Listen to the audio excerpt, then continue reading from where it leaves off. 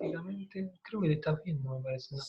No, no me está viendo porque estoy acá, ¿sabes? ¿Qué haces, Juan? Silencia a todos, así no se superponen los sonidos. Vos podés silenciar a todos y dale ahí grabar. Igual creo que hay que silenciar a todos. Bueno, gente, buenas tardes. ¿Se escucha? ¿Alguno? Dígame si se escucha.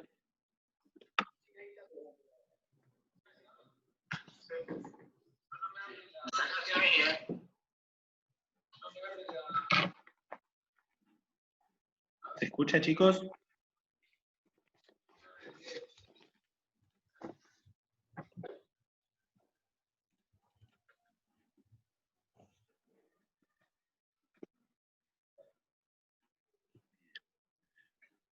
Bueno, vamos a ir arrancando.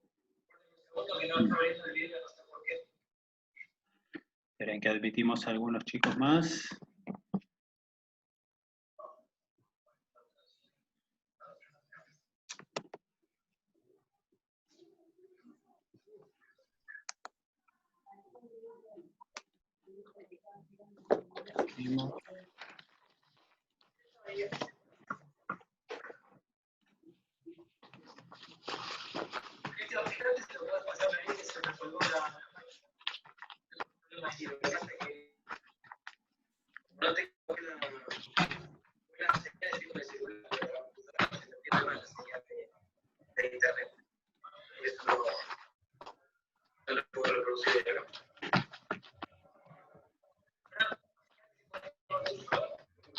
Bueno. Pone, sí, está fresco. Bueno, chicos, vamos a ¿Me haces un arrancar. tecito de limón? Vamos a arrancar a dar la clase de insuficiencia mitral.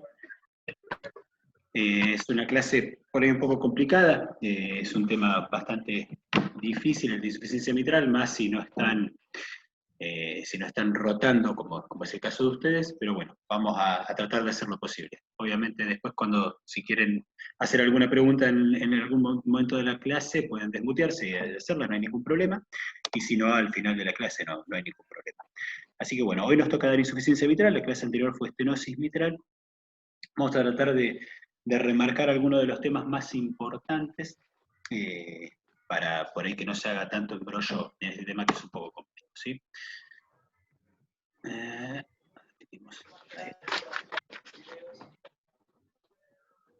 Bueno, primero empecemos un poquito con la definición, ¿sí? La insuficiencia mitral, como ustedes saben o habrán visto, si leyeron algo, es la regurgitación de sangre desde el ventrículo izquierdo a la aurícula izquierda, ¿sí? Sigue entrando gente. Sí, entonces decíamos, la regurgitación de sangre del ventrículo izquierdo hacia la aurícula izquierda, y a su vez este tipo de patología puede darse, digamos, de manera orgánica o funcional. ¿Qué significa esto? Orgánica es que hay algún problema en la válvula, ¿sí? Que esto puede pasar en cualquiera de las válvulas, que puede tener un problema propio a la válvula, y eso genera como es la regurgitación, o que haya algún problema en el ventrículo, en el corazón, que es el que genera la regurgitación, que la válvula sea sana, pero por otro problema, ¿sí? Estemos ante la presencia de insuficiencia. Bien, entonces, bueno, este cuadrito es importante que nos divide lo que es la etiología, así como para que tengan un poco la idea, entre lo que es válvula anormal y válvula normal, ¿sí? Entonces, con válvula normal, acá están por ahí las causas más importantes, marcadas en otro color, ¿sí? Lo que es una válvula mixomatosa, que son cuando las válvulas, por una patología, están engrosadas, ¿sí? Las válvulas no son de características normales, y eso hace que no cierren bien, que no coapten bien, y eso hace que haya regurgitación. La enfermedad reumática, que como vieron probablemente con Lucas en la clase anterior, lo más frecuente es que dé estenosis mitral, pero también puede dar insuficiencia mitral. La endocarditis por daño directo sobre la válvula, ¿sí? Problemas congénitos, que es la fenestración o el CLEP, que pueden dar insuficiencia mitral. Estas son por ahí las más frecuentes, ¿sí? Dentro de las orgánicas, o sea, válvula normal. Y después tenemos gente que va a tener insuficiencia mitral con una válvula que es normal, ¿sí?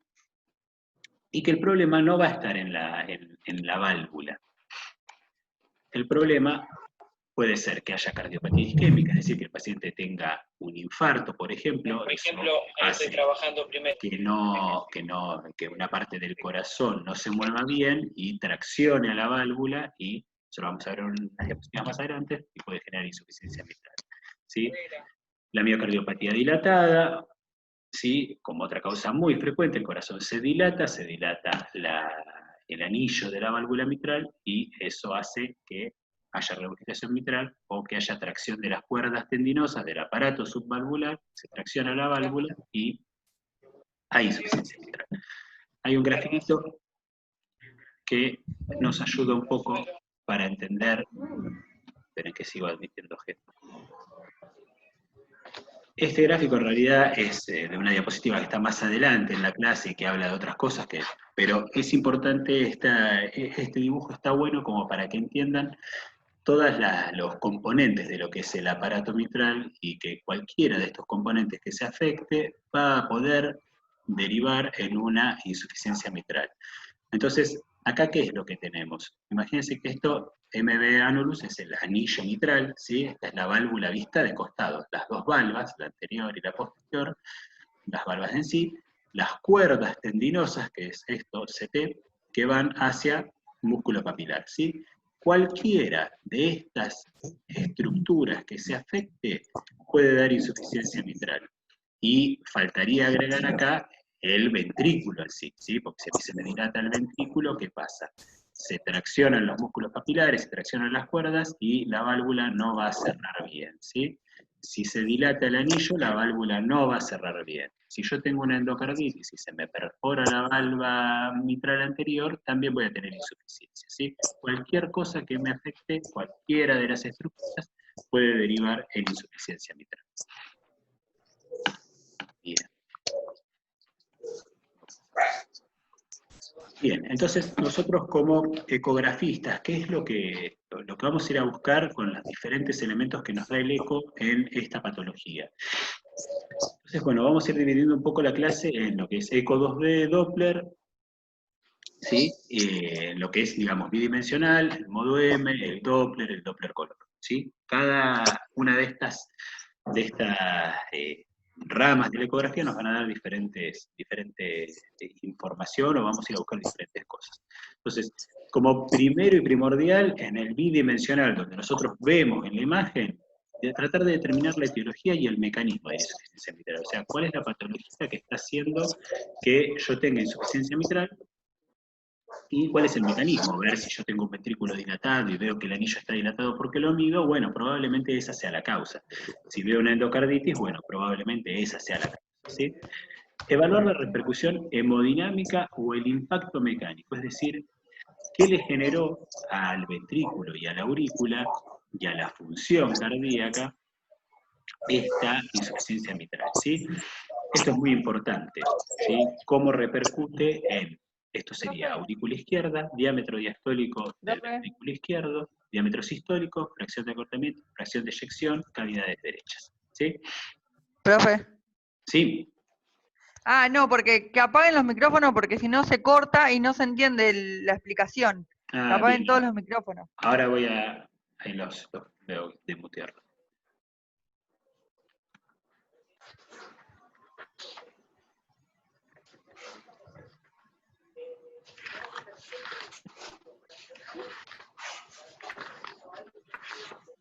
Esperen que no me acuerdo dónde está para mutear a todos.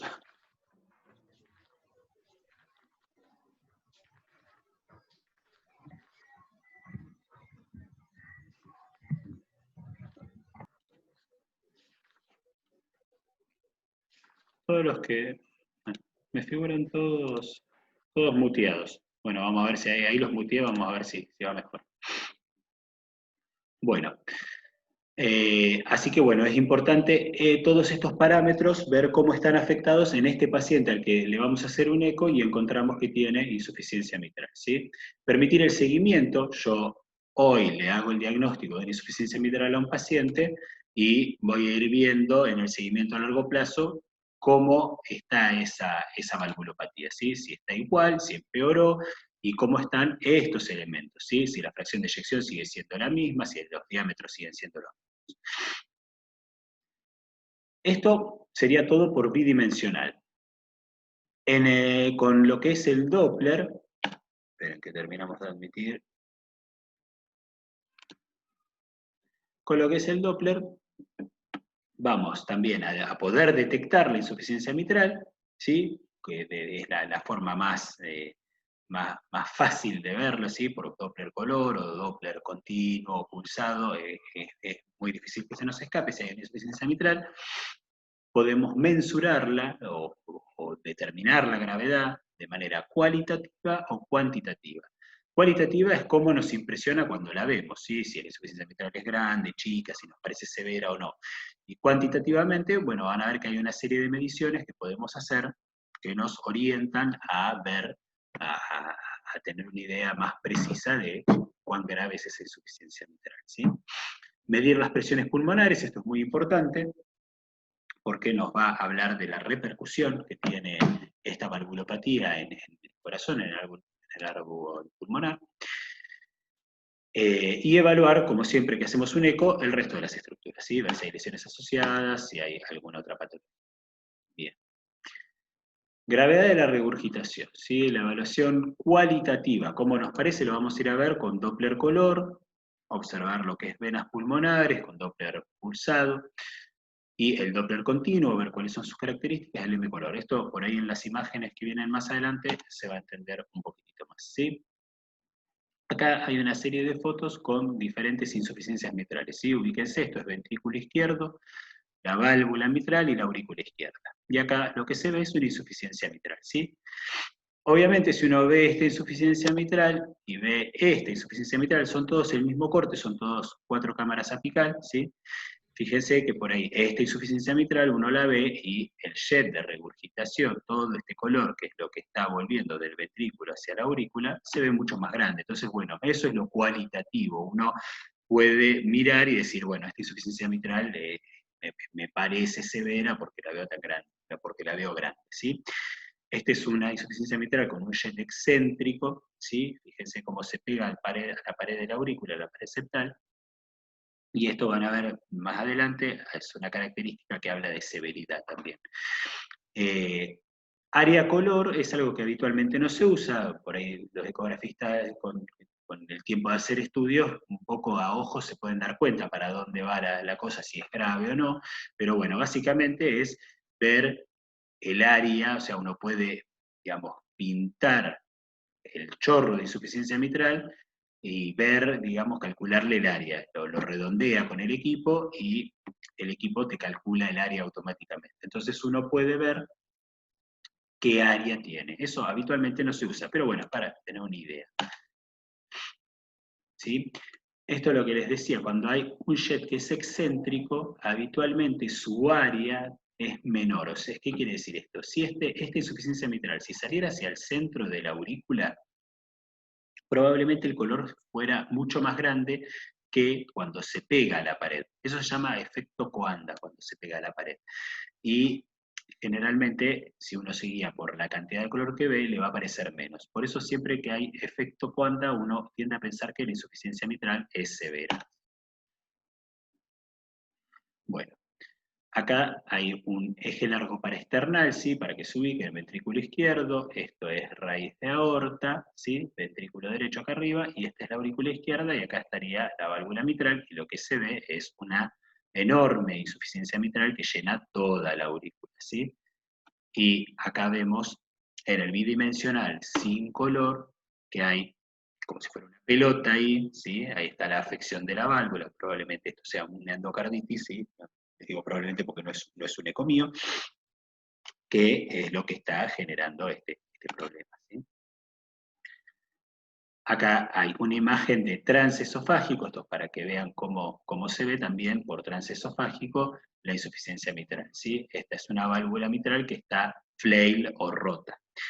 O sea, hay un músculo papilar o las cuerdas o el músculo papilar se soltó del ventrículo y la válvula, fíjense que en vez de permanecer en este plano, se pasa para la aurícula. Entonces, cuando se le pone el color, el chorro regurgitante se va hacia la aurícula, una insuficiencia mitral obviamente severa.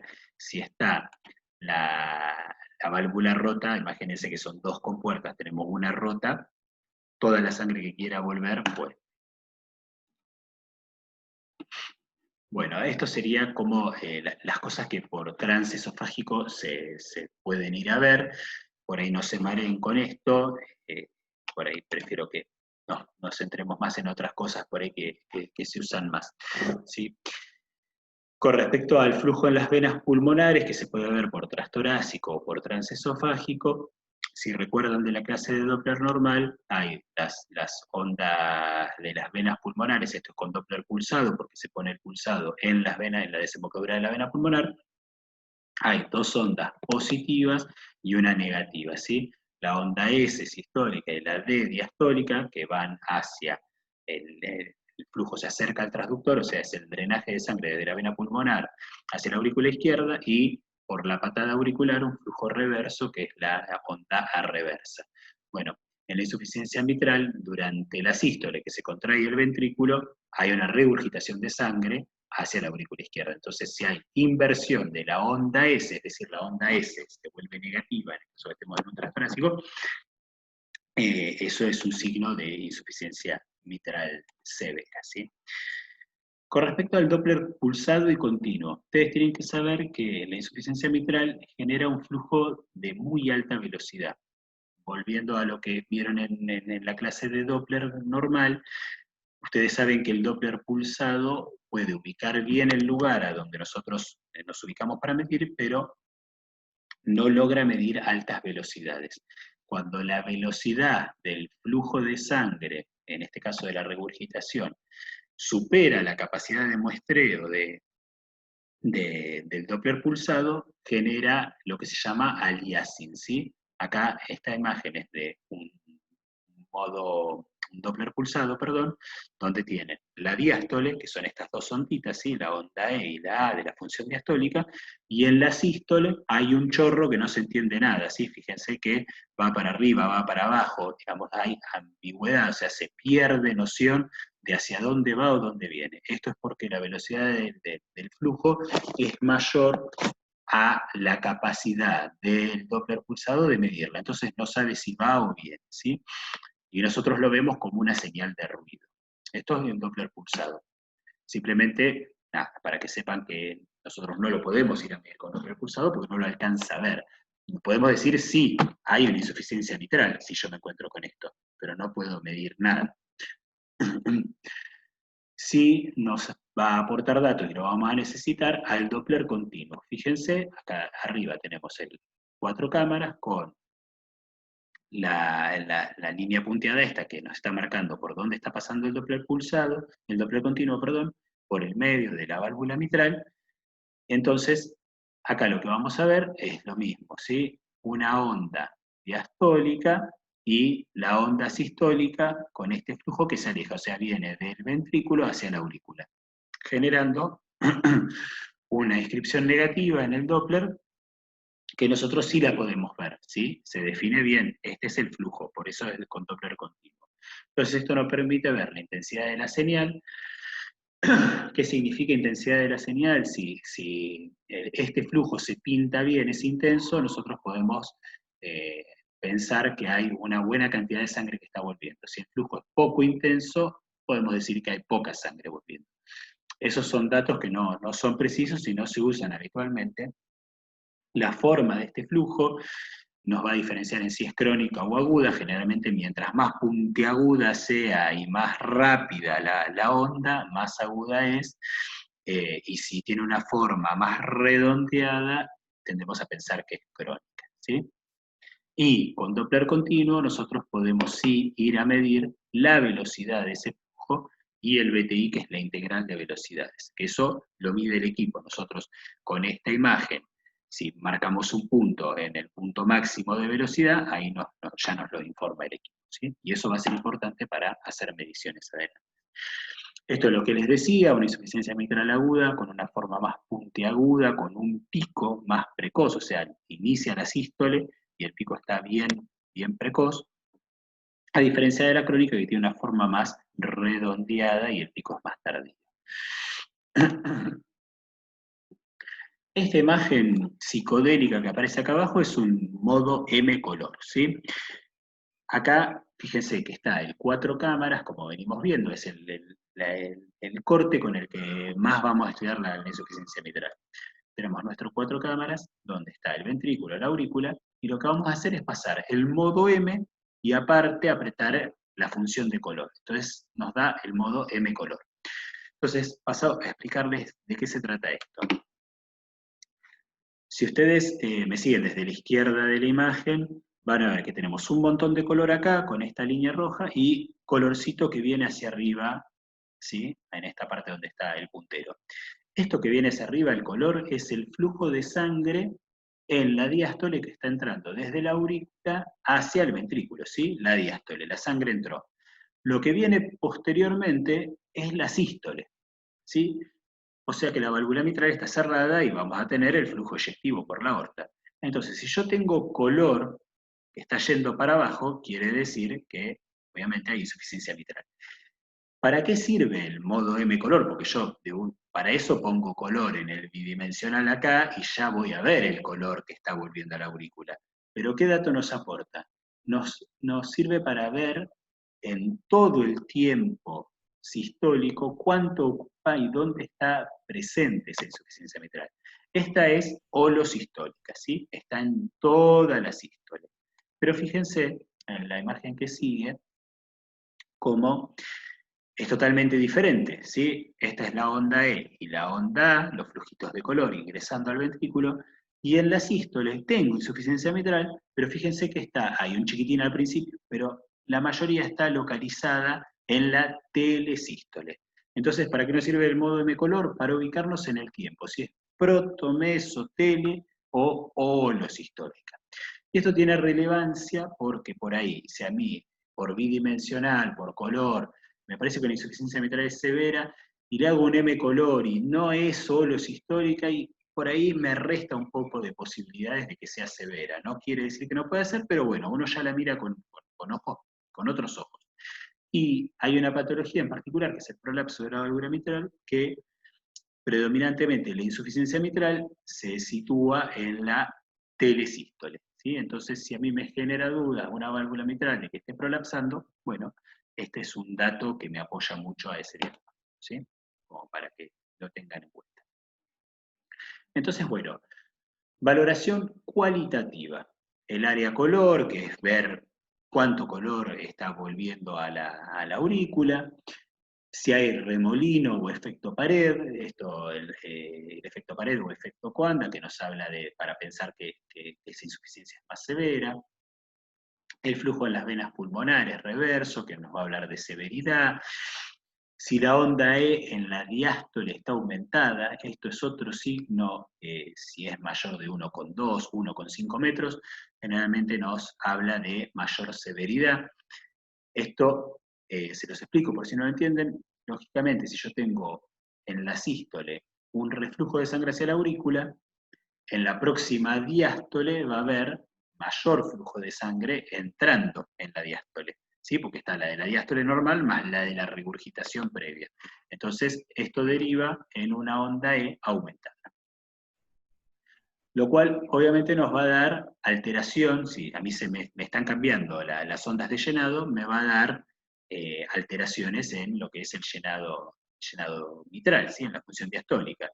Por eso está esta frase que si el patrón de llenado es de relajación prolongada, o sea, una función diastólica con una disfunción leve, la insuficiencia mitral probablemente no sea severa. La señal intensa por Doppler continuo, que ya lo hablamos, y el modo M color para ver si es holosistólica o en qué parte de la sístole está ubicada, ¿sí? Entonces esas eran las cualitativas. Ahora vamos a lo cuantitativo. Cuantitativo es la manera que nosotros tenemos para las cosas que podemos medir para ser un poco más objetivos y no decir, uy, mirá el chorro que tiene esta insuficiencia mitral, me parece severa. Que lo vamos a hacer a través del ORE, que es por ahí lo más validado, esta es la sigla que significa orificio regurgitante efectivo, es una fórmula a través de la cual vamos a calcular el área del orificio por el que está regurgitando esa válvula, ¿sí? La parte que no coapta. A través del ORE después se puede calcular el volumen regurgitante, la fracción regurgitante, y lo que se puede medir también es la vena contracta, que son las cosas cuantitativas que tenemos. El ORE lo vamos a ir a calcular, ORE por PISA es la manera más validada y la más aceptada para medir la insuficiencia mitral. Ahora después hay una diapo donde por ahí explico un poquito más, que se hace a través de esta fórmula, ¿sí? Que es 2pi por radio al cuadrado por velocidad de Nyquist sobre velocidad de regurgitación mitral. No se asusten, ahora creo que en la diapo que viene explico un poquitito, pero para que tengan una idea de qué vamos a estar hablando. Velocidad de Nyquist es un índice que está en esta parte, esta barra de color.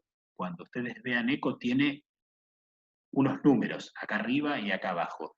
Ese número es la velocidad de Nyquist. O sea, esto es una ecuación que la vamos a ir llenando con datos que sacamos del eco nosotros, ¿sí? O sea, si uno sabe la fórmula, es cuestión de ir llenando datos. 2pi es 2 por 3,14, eso es matemática hasta ahí.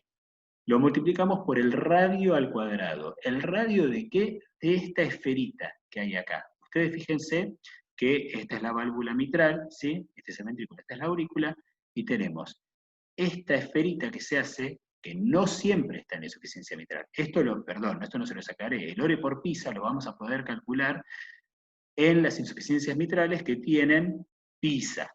¿Qué es el PISA? Es la sigla que habla de área de isovelocidad proximal. No se maren con eso ahora. Pero es cuando una insuficiencia tiene esta esferita previo al orificio. Nosotros lo que vamos a ir a medir es el radio de esta esferita. Radio al cuadrado, 2pi por radio al cuadrado nos da el área de la esfera. Por eso vamos a hacer esta cuenta. Pero bueno, si nosotros ponemos color y se nos hace una esferita y un jet regurgitante, nosotros congelamos esta imagen y lo podemos medir esto. O sea, marcamos 2 puntos, el equipo lo mide, y lo elevo al cuadrado, ya tengo el radio al cuadrado. O sea, 2 por pi por radio al cuadrado, que es la esferita, por este número, que es la velocidad de Nyquist, sobre la velocidad de la regurgitación mitral. En el Doppler color yo no puedo saber qué velocidad tiene esto, pero después de que tomé estos datos que saqué del color, pongo Doppler continuo en la insuficiencia, se me dibuja la insuficiencia y voy a medir la velocidad máxima, ya tengo la velocidad de la regurgitación mitral. Entonces, con datos que yo saqué del color y datos que saqué del Doppler continuo, yo acabo de calcular el ORE por PISA. Y el ORE me va a hablar de la severidad. Que hay insuficiencia mitral, nadie tiene duda. Lo que yo voy a hacer a través de esto es ver si esa insuficiencia mitral es leve, moderada o severa. La diapo que viene es un poco, como volver un poco a ver de dónde vienen estas formulitas, ¿sí? Acuérdense de la ecuación de continuidad que la han visto en estenosis aórtica, ¿sí? Donde decíamos que área 1, nosotros lo que estamos calculando es una incógnita, nuestra incógnita es el área por la cual se está regurgitando. Entonces, área 1 por velocidad 1, sabemos que es igual a área 2 por velocidad 2, ¿sí? Entonces, en este esquema, yo lo que quiero saber es el área por la que se está regurgitando. El área de la esfera yo la conozco matemáticamente. O sea que el área la tengo, ¿sí? Área de la esfera la calculé. Por velocidad de esfera es la velocidad de Nyquist, la saco de la pantalla también. Va a ser igual a área 2, que es mi incógnita, o sea, el ORE, por velocidad 2, que es la velocidad de la insuficiencia mitral. ¿Sí? Entonces, área de la esfera, dijimos 2pi por radio al cuadrado, por velocidad de la esfera, que es la velocidad de Nyquist, va a ser igual a ore por velocidad máxima de la IM. Despejo velocidad máxima de IM y vuelvo a la formulita que les aparece ahí abajo, ¿sí? Así que bueno, eso es para que más o menos entiendan, después véanlo tranquilos en el libro, si no es muy difícil de entender eso. Pero bueno, está más o menos la explicación ahí, quería dárselas. Entonces, ¿para qué calculamos el ORE? Para saber si nuestra insuficiencia mitral es grave o no. ¿En base a qué? A estos valores. Si nuestra insuficiencia mitral, el ORE, tiene menos de 20 milímetros, es leve. Si tiene más de 40 milímetros cuadrados, es severa. Y en el medio, moderada, ¿sí? Esto por ahí en grados de 2 y 3 no se mareen. Pero bueno, básicamente eso. Esto, acuérdenselo, es muy importante. Y lo otro que vamos a poder nosotros calcular, van a encontrar las fórmulas en el libro, es la fracción regurgitante y el volumen regurgitante, que apréndanse este cuadrito, ¿sí? Si la fracción regurgitante es menor de 30, la insuficiencia es leve; si es mayor de 50 es severa, en el medio moderada; y el volumen regurgitante, si es menor de 30 mililitros por latido, es leve; si es mayor de 60, es severa. Así que hasta ahí vamos por lo que era el ORE por PISA. Lo otro que dijimos que podíamos medir era la vena contracta. En un flujo de insuficiencia que hace área de isovelocidad proximal, la esferita esta de la que hablábamos, tiene tres componentes: la esfera de isovelocidad proximal, la parte esta, la angostura de la insuficiencia, que se llama vena contracta, y el jet regurgitante, ¿sí? La vena contracta se homologa al orificio regurgitante, ¿sí? Al espacio que tiene el jet de sangre por donde pasa, ¿sí? Entonces, si uno tiene estas porciones, fíjense acá en esta foto que está con zoom, la esferita, un área más contracta, justamente como su nombre lo indica, y después el jet de regurgitación. Entonces, si yo puedo delimitar bien el área delimitar bien en el color la vena contracta, la puedo ir a medir. Entonces, a partir de ahí, yo tengo... Uy, perdón, se me movió la diapositiva. A partir de ahí, yo puedo ver esa vena contracta, el valor que tenga; si es mayor de 7 milímetros, la insuficiencia mitral va a ser, voy a tener un elemento más para decir que sea severa, ¿sí? Si es menor de 3, lo más probable es que sea leve. En el medio es un gris. Entonces, ¿qué cosas para ir repasando teníamos para valorar? En acá está graficado, digamos, el jet de insuficiencia mitral. A través del PISA podemos calcular el ORE y el volumen regurgitante, la vena contracta, ¿sí? El área del jet y la inversión de las venas pulmonares, ¿sí? Como cositas que tenemos que ir a ver para que vayan recordando. Bien, para insuficiencia mitral severa, algunos signos específicos, como es el flujo sistólico reverso en las venas pulmonares, de lo que veníamos hablando; ver en el bidimensional que la válvula o un músculo papilar, esté roto, esté suelto. Si vemos cualquiera de estas cosas ya en el bidimensional, no tenemos que medir nada, ya sabemos que la insuficiencia mitral es severa. Signos de soporte, como es dilatación del ventrículo izquierdo y de la aurícula izquierda. Si yo veo una insuficiencia mitral que el ventrículo está dilatado, la aurícula está dilatada, y generalmente voy a pensar que la insuficiencia mitral es grave y es la que está llevando a que estén estos problemas en el ventrículo, ¿sí? No siempre tiene que ser así, pero bueno, son elementos, uno va sumando por otros cuando hace eco. Y los parámetros cuantitativos, que es lo que veníamos hablando, ¿sí? Esto es volumen regurgitante y hora. Puesto, miran los valores. A ver, ¿alguna otra cosa importante? Que esto ya lo hablamos. Esto ya más o menos lo charlamos, ¿sí?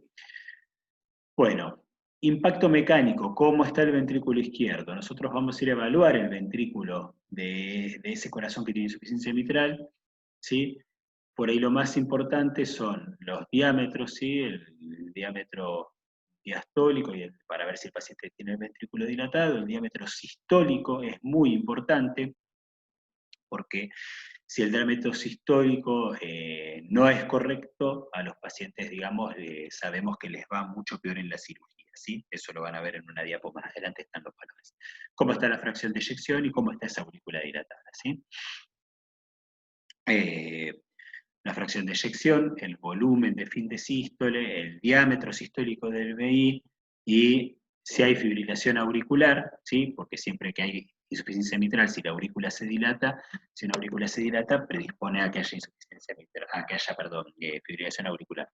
Todos estos son parámetros que se tienen muy en cuenta a la hora de a un paciente ver cuál va a ser el pronóstico de esa insuficiencia mitral. Mientras más de estas cosas tengamos alteradas, es un paciente que va a tener peor historia natural y que si lo tenemos que operar de esa válvula mitral, peor le va a ir. Entonces, esto es importante, ¿sí? Cuando yo tengo una insuficiencia mitral severa, que son pacientes a los que vamos a ir a proponerles que tienen que repararse en algún momento, que van a tener que repararse o recambiarse esa válvula, hay algunos parámetros que tenemos que tener en cuenta. Ustedes saben que nosotros habitualmente decimos que una fracción de eyección arriba de 55 es normal, 60 es un número que habitualmente uno pone a los ventrículos que tienen fracción de eyección normal. En la insuficiencia mitral severa, para decir que la función está conservada, que la fracción de eyección está conservada, tiene que ser mayor a lo normal, ¿sí? 70%. ¿Esto por qué? Voy a detener un poquitito a explicarles esto. Ustedes imagínense que el ventrículo es una bolsa y que tiene un agujero, ¿sí? Si yo inflo esa bolsa y la aprieto y sale el aire por un agujero, va a costarme determinado esfuerzo que salga por ese agujero el aire. Ahora, si yo a la bolsa le hago dos agujeros, ¿sí? Uno de los agujeros sería la aorta, por donde está saliendo la sangre. El segundo agujero que le agrego al paciente que tiene insuficiencia mitral es la insuficiencia mitral. Si yo tengo una bolsa con dos agujeros y la aprieto, probablemente la pueda apretar más fácil, porque hay más facilidad de escape del contenido. Entonces, eso es lo que pasa con la insuficiencia mitral. Los ventrículos se pueden contraer más fácil cuando tienen la función conservada, porque tienen menos resistencia, ¿sí?, a la eyección, porque parte de la sangre se eyecta por la aorta y parte vuelve por la insuficiencia mitral. Entonces, ¿qué es lo importante de esto? Si yo a un paciente le veo una insuficiencia mitral importante y veo que la fracción de eyección está cerca de 60 y ese paciente ya tiene deterioro de su función ventricular, ¿sí? Por más de que el número sea lo que nosotros aprendemos como normal, en el contexto de una insuficiencia mitral severa, el valor tiene que ser mayor para ser considerado normal, ¿sí? Eso es muy importante, eso tiene que saberse, ¿sí? Y el otro valor importante es el diámetro sistólico, ¿sí? Este es un punto de corte que se usa para saber pronóstico a la hora de mandar a un paciente a cirugía. Si en sístole el ventrículo, cuando lo medimos en un bidimensional o en un modo M, es mayor de 45 milímetros, eso habla también de un ventrículo que ya está repercutido y que es un paciente que va a ser de mucho más riesgo a la hora de tener que operarse, ¿sí? Otro parámetro importante es la hipertensión pulmonar, ¿sí? La hipertensión pulmonar es algo que más tarde o más temprano va a aparecer en el paciente con insuficiencia mitral. Una insuficiencia mitral importante, ¿sí? Nos va a dar mayor riesgo operatorio y mayor morbimortalidad alejada, tanto en la historia natural como en el paciente que lo vamos a mandar a operar. Así que es algo que siempre vamos a ir a buscar, la hipertensión pulmonar, ¿sí? A través del Doppler continuo en la válvula tricúspide, eso lo habrán visto en Doppler. Si la presión sistólica de la arteria pulmonar basal, esto es decir, el paciente acostadito en la cama, es mayor a 50 milímetros de mercurio, o post ejercicio, es decir, al paciente lo subimos a la bicicleta o a la cinta y le hacemos el eco y le medimos más de 60 milímetros de mercurio, ya es un parámetro de mal pronóstico, ¿sí? Bien. Esto no los quiero meter con esto, que son las fuerzas de tensión. Esto, prefiero que no se paren con esto. Y que traten de retener lo anterior que estuvimos viendo. Esto eran las etiologías que yo, esta diapo la pegué al principio para para que tengan una idea de qué estábamos hablando. Voy un poquito más rápido acá, porque nos estamos quedando por ahí cortos de tiempo, igual volvemos a entrar, cualquier cosa. Esta es una clasificación que habla sobre la etiología de las insuficiencias mitrales, ¿sí? A través de si es por de la movilidad valvular, si está aumentada, si está disminuida. Eso por ahí no tiene mucho sentido que esta clasificación se la sepan ustedes, pero sí por ahí están buenos las imágenes como para que vean algunos casitos. Fíjense que acá, esto sería un caso de movilidad valvar aumentada. Fíjense, esto es un trance esofágico, ¿sí? Este es el ventrículo y esta es la aurícula, las tres imágenes del mismo corte, y fíjense cómo esta válvula está, digamos, prolapsando, vuelve hacia, ahí está, digo, es rota esta válvula, vuelve hacia la aurícula y genera, esto, voy a hacer unos videitos, bueno, se cortan, pero ahí los vuelvo a poner. Fíjense cómo la válvula se va hacia la aurícula, ¿sí? Uno ve que están totalmente separadas. No hay que poner color para saber que esto es una puerta abierta y que la insuficiencia mitral es severa. Y acá está el color que certifica lo que ya se veía en el bidimensional, la insuficiencia mitral severa que tenemos. ¿Sí? Bien. Estos dibujitos están tan lindos como para entender un poquito, digamos, este tipo de etiología. Fíjense cómo está acá un músculo, una cuerda tendinosa rota y como la válvula prolapsa, eso va a generar insuficiencia mitral severa, ¿sí? Y esto es una válvula, cuando nosotros decimos redundante, ¿sí? Fíjense cómo esta válvula mitral es más grande que esta, entonces genera un defecto en la coaptación, cierra mal, ¿sí? Entonces genera insuficiencia mitral. Y cuando hablamos de ruptura de músculo papilar, sí se ubican las valvitas de la válvula mitral, cuerdas tendinosas, músculos papilares, y este paciente, por ejemplo, sería el caso de un infarto, donde por necrosis del músculo papilar se rompe y queda suelto el aparato subvalvular y esto en el eco ve como las cuerdas tendinosas y el músculo y la cabeza del músculo papilar van de un lado al otro y la válvula obviamente no puede cerrar. Sí, estos tipos no tienen que aprendérselos. A ver, en la época anterior se veía el dibujito en el videito.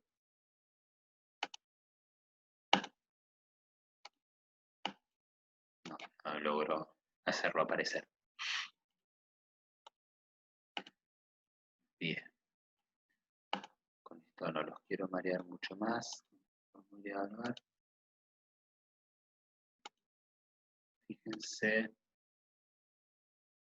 Fíjense por ahí esta imagen, cómo se ve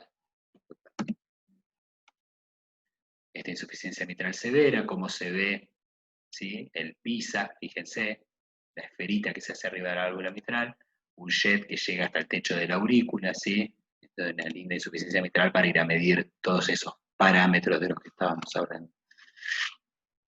¿Sí? Las válvulas engrosadas con motilidad restringida. ¿Ven? Esto, acá es donde se habla de restricción de las válvulas, desplazamiento, dilatación ventricular. Acá en el dibujo lo pueden entender. Fíjense, si yo tengo un ventrículo dilatado, ¿sí? El aparato subvalvular, las cuerdas, van hacia los músculos papilares que están traccionados porque el ventrículo se dilató. Entonces, eso hace que la válvula quede traccionada y no logra cerrar bien, no logra coaptar. Esto es clásico de las miocardiopatías dilatadas, ¿sí? Y eso va a generar insuficiencia mitral. También esta restricción se puede ver, como dice acá, en la disfunción isquémica. Si yo tengo isquemia en la cara donde está insertado el músculo papilar queda retraído o acortado, y eso genera tracción y voy a tener insuficiencia mitral también. Bueno, acá hay un cuadrito que habla sobre si el origen, dónde está el origen del jet y hacia dónde se dirige, y eso puede ayudarnos para lo que es el diagnóstico etiológico. No se mareen con esto, ¿sí? Porque no tiene sentido que se mareen con esto ahora. Sepan que el eco es muy importante para la valoración intraquirúrgica, ¿sí? de la insuficiencia mitral, ¿sí? Porque con un transesofágico, si el cirujano va a reparar esa válvula, nosotros podemos ver con el transesofágico, cuando el corazón lo vuelven a poner a latir, si la insuficiencia se resolvió o sigue estando, ¿sí? Así que es muy importante. Es importante para la parte prequirúrgica, porque acá van a ver que dice que festón está afectado.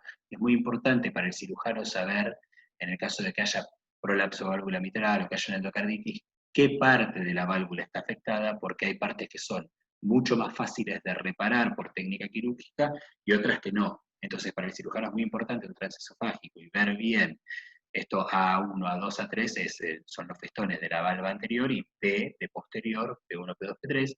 Por ejemplo, el P2 es el que en el prolapso el más frecuentemente afectado y es el más fácil de reparar. Entonces, si nosotros al paciente le hacemos un transesofágico, le decimos al cirujano, mira, está afectado este festón, probablemente pueda planear una cirugía de reparación de válvula, una plástica de la válvula mitral. Ahora, si encontramos otra afección, por ahí el paciente va derecho a cirugía de recambio, ¿sí?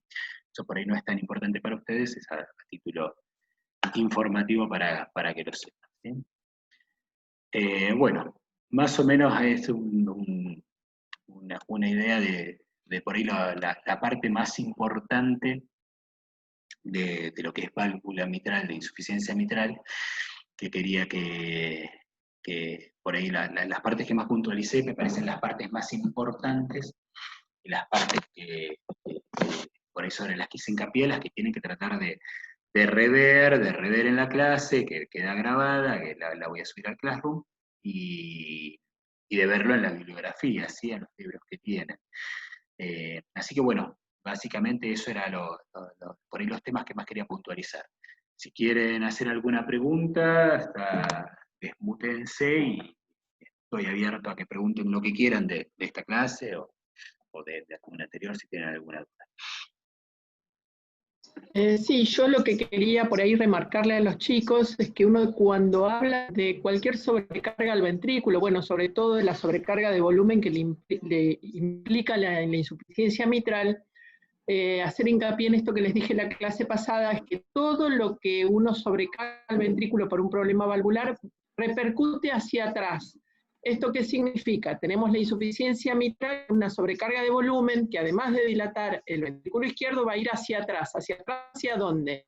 A dilatar la aurícula izquierda, aumentar la presión en las venas pulmonares, en ir hacia atrás todavía para aumentar la presión sistólica del ventrículo derecho o la presión sistólica de la arteria pulmonar, y que finalmente también va a dilatar y hacer fallar el ventrículo derecho si la insuficiencia mitral es severa, persiste en el tiempo, y no se resuelve.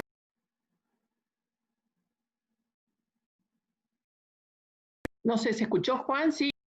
Sí, se te muteó un segundito.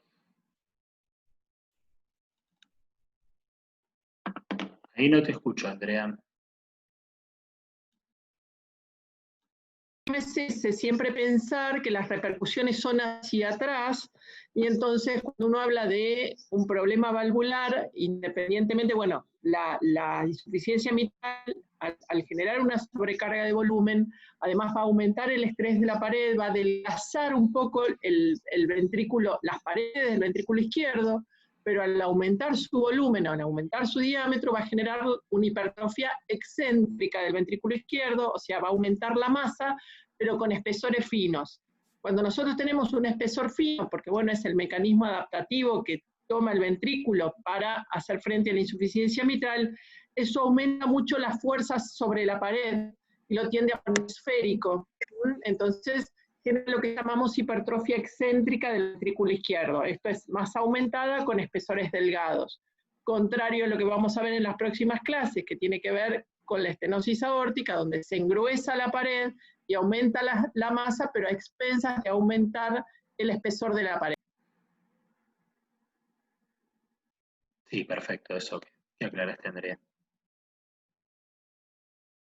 Y bueno, y por la otra cosa, que también es muy importante por ahí que vayan a ver el libro en cuanto a lo que significa ese mecanismo de cierre perfecto que tiene la válvula mitral, constituida por el anillo, por las valvas y por el aparato subvalvular, cuerdas y músculos papilares, que cuando el ventrículo se contrae, eso se forma como si fuera una T rígida, o sea, una T que va a cerrar perfectamente la válvula mitral, constituido por todos estos elementos, se hace como si fuera una especie de techito, por decirlo de alguna manera, con su base sobre los músculos papilares, y entonces cualquier elemento de toda esa serie, sean en los músculos papilares por isquemia, por ejemplo, porque el paciente tiene un infarto, porque se rompió una cuerda, porque tenemos una endocarditis y tenemos un agujero en la válvula, cualquier elemento de toda esa composición de la válvula mitral, que la vimos en la clase pasada, que la mostró Lucas,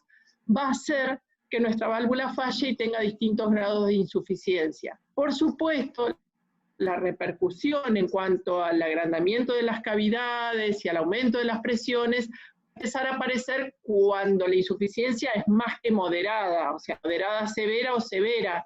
El ventrículo con insuficiencias leves o moderadas no sufre modificación.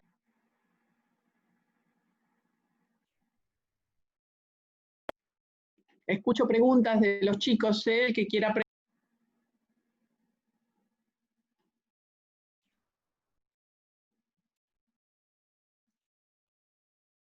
Se te mutea, Andrea, de vez en cuando, no sé por qué.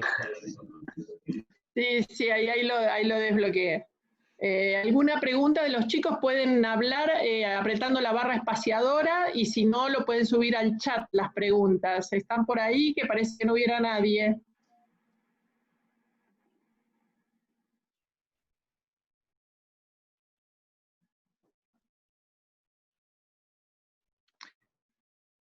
Es muy importante, esta es una de las clases más importantes que tenemos.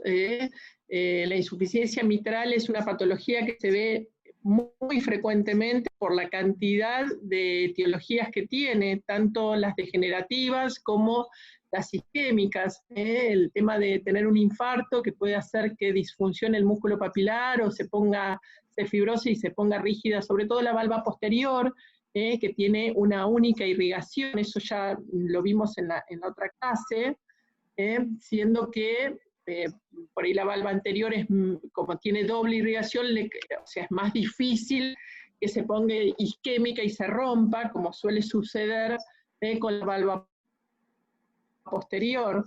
Pero bueno, tenemos un montón de etiologías y bueno, es una de las valvulopatías que tenemos todos los días en el consultorio.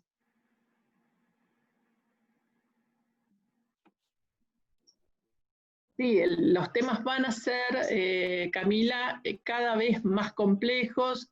Ahora empezamos con valvulopatías, pero bueno, el tema de infarto o endocarditis, prótesis valvulares, o sea, por eso yo les hacía hincapié en que afianzaran los conocimientos del primer trimestre, porque bueno, si no tenemos lo que acabamos de ver, que acabamos de hacer el parcial, no tenemos eso claro, para seguir para adelante se complica mucho, porque tenemos que tener en claro cuáles son los parámetros normales para poder ir para adelante.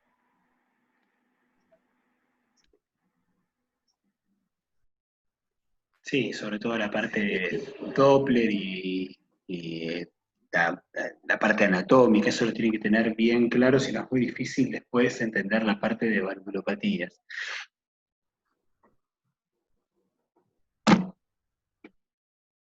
Bueno, ¿alguna pregunta más? ¿Les quedó alguna pregunta de la clase de estenosis mitral que quieran preguntar? ¿Algo que no hayan entendido? ¿Lo pudieron bajar? Yo lo pude bajar hoy sin problemas, la clase de estenosis mitral, ¿eh?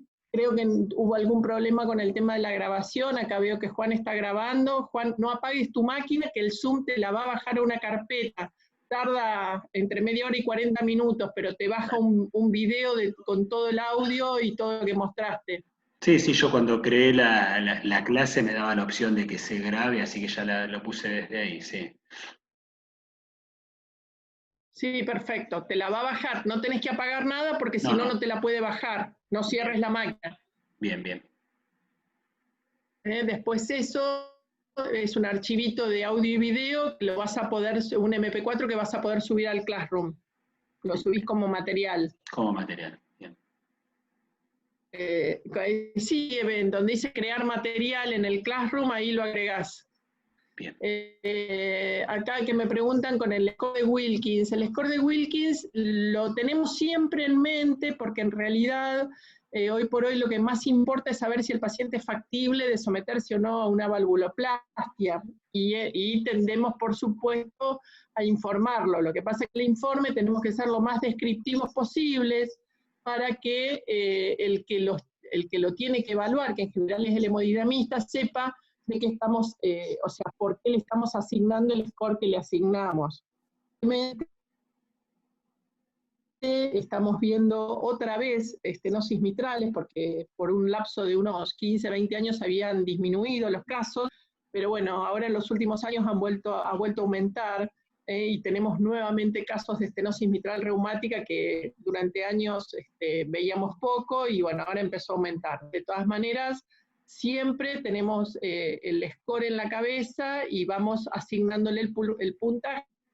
Bueno, y digamos, tenemos, a veces pasa que se nos queda algo en el tintero, hoy las aplicaciones de los celulares hay un montón que podemos bajar para revisar los scores, para asignarle los números eventualmente. Nosotros en la práctica diaria, como estamos tan acostumbrados, no lo necesitamos, pero las aplicaciones para esto, igual que los valores normales, son muy útiles, sobre todo para los que están aprendiendo.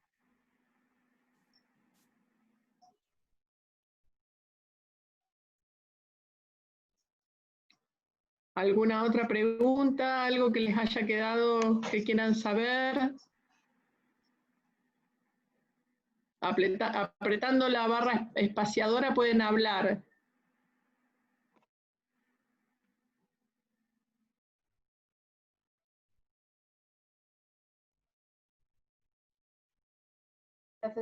Profesora, a mí lo que no me quedó muy claro es lo de la fórmula.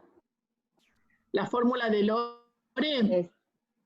Bueno, vamos a pensar en una bañera que nosotros le ponemos y vemos que se hace como un remolino cercano al orificio, al desagüe.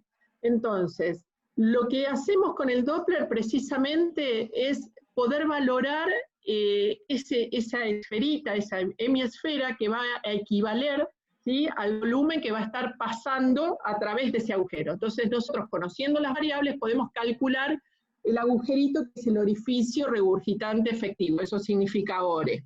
Ahora bien, el área de isovelocidad proximal, ¿qué significa? Que en todo ese casquetito que nosotros vemos, ponelo si querés, Juan, así sí, le mostramos el área, ese casquetito que nosotros vemos, va a tener en su superficie siempre la misma, o sea, en toda esa hemisfera la misma velocidad. Entonces nosotros vamos a poder medir el radio. Ahora bien, ¿cómo sé qué velocidad? Yo lo que voy a hacer es bajar la línea de base hasta 40 centímetros por segundo, la voy a bajar, y eso va a significar que cuando pase del amarillo al azul, en esa interfase, donde se pone amarillito, donde yo me voy a parar con el cursor, tiene 40 centímetros por segundo de velocidad. Ese es mi Nyquist, ¿sí? Entonces, yo midiendo ese radio, usando ese Nyquist, lo que voy a tener es 2pi por radio al cuadrado me va a dar el volumen de la esfera, ¿sí? Si yo eso lo multiplico por el Nyquist, voy a tener un volumen, ¿sí? Entonces, usando esta fórmula, que es la de la hemisfera, 2pi por radio al cuadrado, multiplicado por esa isovelocidad proximal, por el Nyquist que me está diciendo a mí cuál es el radio, y lo divido por la velocidad de regurgitación, me va a dar, como la velocidad de regurgitación es en metros por segundo, yo lo que hago es eliminar factores, me va a quedar un área en centímetros cuadrados. Si yo a esos centímetros cuadrados de ORE que me quedan lo multiplico por el VTI, o sea, por la velocidad-tiempo de la regurgitación mitral que se expresa en centímetros, Si yo multiplico centímetros cuadrados por centímetro, tengo centímetros cúbicos, o sea, mililitros, y me va a dar además del orificio regurgitante efectivo, el volumen regurgitante en cada latido, ¿sí? Entonces, repasando, yo lo que hago es hacer el ORE y, o sea, hago la fórmula, tal. Eso me da el ORE en centímetros cuadrados. Si yo el ORE en centímetros cuadrados lo multiplico por la integral velocidad-tiempo, que se expresa en centímetros, me quedan centímetros cuadrados por centímetro es igual a centímetro cúbico, y centímetros cúbicos es lo mismo que decir mililitros. Una es una unidad de volumen y la otra de capacidad, pero es la misma historia, ¿sí? Entonces nosotros lo podemos medir en mililitros de sangre que están regurgitando hacia la aurícula izquierda en cada latido. Y ya mostró Juan los valores de corte, ¿sí? Ahí acá. Es medio difícil de entender, eso es cierto. ¿Sí? ¿Se entendió? Sí, sí, lo tendría que seguir repasando, o sea, se entiende lo que dice, pero bueno, como que se me mezclan algunas cifras. Sí, sí, es que... Y también, o sea, darme cuenta de cómo elimina los, ¿cómo es? Los factores, las factores, unidades. Sí. Las unidades, eso, exacto. Exacto, pero bueno, si vos ves que, o sea, radio al cuadrado es centímetros cuadrados, ¿sí? Sí. Entonces sí, vos es eso lo como multiplicás por centímetros. Sí, igual es más matemático eso, sí, eso Sí, se va tachando. Es mucha matemática y mucha física. Sí, lo importante es que vos ahí entiendas que tenés, es una ecuación, como yo les puse acá, donde vos tenés, de los 4 datos que hay acá, vos tenés 3 y te falta 1. El que te falta es el ORE. Todos los demás los sacás de la imagen. Por ahí para que se entienda lo que decía Andrea, del cambio de color del naranja al azul del Liquis, fíjense en esta imagen que se ve la esfera, ¿sí? Y que se ve que inicialmente es naranja, y acá hay un cambio de color entre este amarillito claro que se va tornando a celeste y pasa a celeste, ¿sí? ¿Qué es esto que se ve acá? ¿Sí? Eso es el cambio ese de color es el que uno puede medir y sacar el radio, ¿sí? Pero bueno, es simplemente tomar medidas para reemplazarlas. Yo, cuando estoy haciendo un eco, yo entiendo que la esfera empieza acá y me voy hacia arriba y mido hasta acá y es un número que vuelco a la fórmula. Área de la esfera, 2pi por ese número al cuadrado. Listo, se acabó el misterio. Por velocidad de la esfera, que, como dijo Andrea, bueno, lo bajás a la velocidad 40, que es un número que te queda acá. Volcás ese número a la fórmula, ¿sí? O sea, tomaste una medida acá, el otro número lo sacaste de la barra de color, y el otro número, que es la velocidad máxima de la insuficiencia mitral, la sacás del Doppler continuo. Lo que pasa que es muy difícil que te puedas hacer el esquema en la cabeza de cómo se calcula esto sin ver cómo lo hacemos por ahí con un eco. En sí no es difícil, es sacar 3 valores nada más y después es una cuenta matemática. Pero entiendo que es muy difícil imaginárselo, abstraerse a esto en una clase y nunca viendo el eco. Es realmente difícil, bueno, por la situación en la que estamos viviendo, es muy difícil explicar esto sin que puedan ver cómo uno trata de hacerlo y en la vida real. Otra pregunta, si vamos a tomar la fórmula. En realidad, la fórmula que más interesa es la que vamos a ver más adelante, que es la de ecuación de continuidad para la válvula aórtica, pero no es un problema de que les tomemos o no la fórmula. Necesito que ustedes la razonen y la puedan entender para que puedan después hacer, digamos, un seguimiento, o sea, que puedan seguirnos intelectualmente, porque si ustedes no saben de dónde salen los factores, cómo intervienen en la fórmula, después es muy difícil saber de dónde salen los números. Nosotros en el examen, en realidad, lo que tomamos son los valores de corte, no vamos a tomar la fórmula. Pero, o sea, no significa por eso que no la tengan que conocer, nadie se las va a tomar de memoria. Y nosotros obviamente que la sabemos de memoria y la usamos todos los días, pero lo importante es que ustedes entiendan qué es lo que significa, o sea, qué significa 2pi por radio al cuadrado. Y 2pi por radio al cuadrado es la superficie de mi esfera.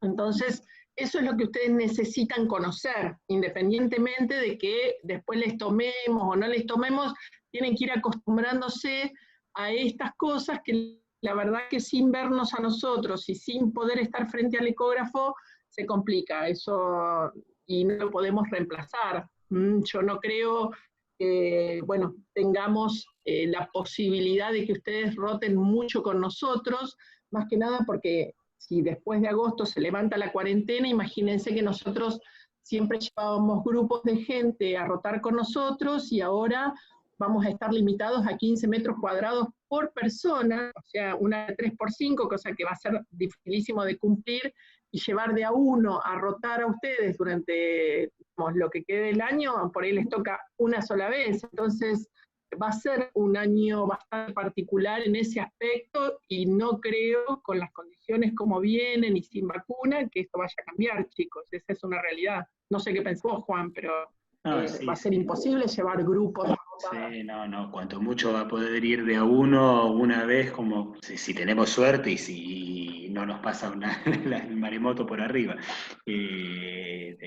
como para ver por lo menos un par de ecos, cómo se hacen y cómo uno usa el Doppler, cómo uno, ya con suerte creo que van a poder ir a ver una vez. La verdad que no. Sí, yo lo que No sé estaba qué conducta va a tomar pensando es tampoco que por la ahí, universidad. no, lo que estaba pensando por ahí, lo que podemos hacer cualquiera de nosotros es grabar un eco completo si tenemos tiempo, y por ahí subírselos para que ellos vean cómo se ejecuta un eco con las ventanas y todo lo demás y cuáles son las mediciones que tomamos habitualmente. Esa es una opción. Debe estar igual en YouTube, en Internet, pero bueno, podemos hacer algo de eso y después subirlo grabado, ¿no? Yo estoy teniendo problemas con el celular, las cosas que he grabado, resulta que me muestra los audios y no los videos. Sí, el tema del ciclo de práctica, estamos en el problema, Natalia, que, o sea, ya te digo, nosotros tenemos un tiempo limitado, no hacemos eco desde que nos levantamos hasta que nos acostamos todos los días, hay limitaciones con los horarios, sobre todo en el hospital, que son bastante acotados también, y lo que hacíamos era llevar grupos, porque ustedes son muchos, imagínate que 80 personas para rotar se complica, y el tema de ahora tener que probablemente llevarlos de a uno va a hacer que no tengamos tanto tiempo disponible para todos, lo que va a limitar la cantidad de rotaciones. Yo creo que ese es el problema básico que vamos a enfrentar en cuanto al número, porque con el tema del distanciamiento social y de reducir la cantidad de personas que estén en cada consultorio, o sea, va a ser que cada uno de ustedes tenga mucho menos tiempo para poder rotar que lo que han tenido otros grupos. ¿No, Juan? Sí, tal cual. Sí, yo creo que este asunto, ahora estaba escuchando que, bueno, siguen insistiendo con el tema de los 15 metros cuadrados para los comercios, que seguro es lo mismo que nos van a aplicar a nosotros. 15 metros cuadrados es un 3x5, es más grande que cualquiera de los consultorios que usamos habitualmente. Sí, tal cual. Sí, no, va a ser muy difícil. Y con Sí, eso va a ser muy se complicado. podrá pedir un ciclo de práctica, y eso también va a ser difícil, no sé, después habría que hablarlo bien, pero porque ya después las cursadas siguen y tampoco, o sea, se empezarían a juntar los alumnos que vienen con los que, con el grupo de ustedes que no pudieron rotar desde, digamos, todo lo que tenían que rotar. Y hay una realidad que en los hospitales o en las clínicas, por más de que no haya pandemia, tampoco pueden rotar 2 millones de alumnos porque estamos con un paciente y más de un par de alumnos, grupos de hasta 4 hemos llegado a ser por ahí lo que más llevábamos al hospital. Más que eso no se puede meter, primero porque físicamente no entras, es como dice Andrea, los consultorios son chicos, sea en un hospital o sea en una clínica, y porque, bueno, el paciente no puede entrar a hacerse un estudio y que haya 8 alumnos. eso es una realidad. Sale corriendo el paciente. Ese es el limitante que tenemos, pero bueno, habrá que ver por ahí cómo se puede llegar a organizar, si por ahí se toma en cuenta de que ustedes no pudieron rotar, y bueno, reducir por ahí la rotación de los que vienen y dividirla con ustedes. Eso habrá que después preguntarle a los directivos de la carrera. La verdad que no lo sabemos nosotros eso ahora. Sí, le ponemos la mejor voluntad. Bueno, a mí este asunto de organizar los parciales y eso también te lleva muchas horas de aprendizaje, además, no solamente de diseñarlo y armarlo, sino de aprender a hacerlo. Y bueno, por ahí también ver la forma de poder transmitirles algo del tema del práctico sin que ellos estén presentes. Esa podría ser una opción en cuanto a la transmisión. Por ahí podríamos hacerlo, programar, ponerle por Zoom y hacer un práctico con todas las vistas y después subírselos. Y Sí. bueno, y si tenemos algún paciente con patología, hacer lo mismo. Eso podríamos después discutirlo y ver si se los podemos subir, ¿no? Sí, filmar, por ahí filmar. Eso se me ocurre que sería una opción para que nos vean trabajar y vean cómo lo podemos medir, con alguna de las computadoras nuestras que tenga un buen video, como para que se pueda grabar lo que estamos haciendo, en lugar de grabarnos la cara, que grabe el equipo y el paciente, para poder ver o sea, cómo se hace el estudio, qué es lo que medimos y qué teclas apretamos. Y bueno, en base a eso, por ahí tengan la posibilidad de hacer un digamos, tipo de ver rotación. en vivo lo que nosotros estamos tratando de mostrarles en las diapos, ¿no? Esa es una opción. Sí, por ahí no necesariamente con un Zoom, pero sí por ahí un video que después en algún formato se pueda subir y compartir a través del Classroom, por ahí, eso habría que ver. Claro, no, Zoom lo que tiene es que ahora vas a ver, cuando te baje la grabación, es muy liviana en peso, es mucho más liviana que si lo grabáramos con un celular o con la compu misma. Son pocos megas. Bien. Así que se puede habilitar, poner un Zoom, no para compartir, sino usarlo para grabar y después se sube eso. y después subirlo. Sí, perfecto. Eso se puede hacer. ¿Viste? Por lo menos para que vean la ejecución de los estudios. Yo, bueno, voy a intentar programar eso para la semana que viene o la otra, y lo podemos ver. Sí, ¿no? eso. Uso esta compu con él. Sería, bueno, digo, para que no tengan, aunque sea, tengan una opción de ver qué se hace en la práctica. Claro. Sí, o alguien, una persona externa uno puede filmar a alguien haciendo, yo por ahí puedo filmar a alguien haciendo un eco, o que alguien me filme haciendo un eco con el celular, vía Zoom. Tal cual. Tal cual. Sí, yo porque estoy con, no sé, qué corno le pasa al celular, me sube los audios y no los videos. O sea, grabé unas cosas de unas clases y no, o sea, lo puedo ver en el Google Fotos, pero no lo puedo bajar a la compu. Cuando lo bajo, no está el video, está el sonido nada más. Un garrón. Bueno, si no tienen nada más, vamos a cerrar acá, chicos. ¿Tienen alguna pregunta? Yo ahora sí, porque no les subí el otro día el práctico, porque había alguna cosa todavía de insuficiencia mitral para contestar. Así que hoy les voy a subir el práctico para que lo vayan viendo y lo vayan contestando. Lo que les voy a pedir, por favor, eviten copiar y pegar. Traten de hacerlo lo más honestamente posible, contéstenlo con sus palabras. Son cosas sencillas y prácticas que tienen que contestar, ¿sí? Bueno. Juan. Sí, decime. En cuanto a los videos esos que dice usted, ¿no los puede subir por YouTube? Sí, tendría que armar un canal de YouTube, sí. Sí, tendremos que armar un canal de YouTube para poder subirlos. Pero en el Classroom el que subí yo, se puede bajar y se puede ver, y no pesa mucho el de la clase que di yo, ¿eh? Sí, ese se ve bien, sí. Claro, ese es el que grabó Zoom, por eso te digo, y los graba livianos, es lo bueno que tiene esta aplicación, me parece. Sí. Bueno, Sí, como decía que tenía unas filiminas que no podía grabar el audio, digo, por ahí, por ese medio es más fácil. Sí, pero lo grabé, lo que pasa es que son clases de, o sea, unos ateneos que, en los que, o sea, estuve de asistente, los grabé con el celular, con la función grabar pantalla, pero o sea, lo tengo en Google Fotos, pero cuando lo quiero descargar, me lo descarga sin el video, me descarga el audio solo, porque dice que le faltan códecs, pero todavía no lo he podido resolver. Bueno. Y Bueno, viste, a veces la tecnología nos supera. No supera. Sí, tal cual.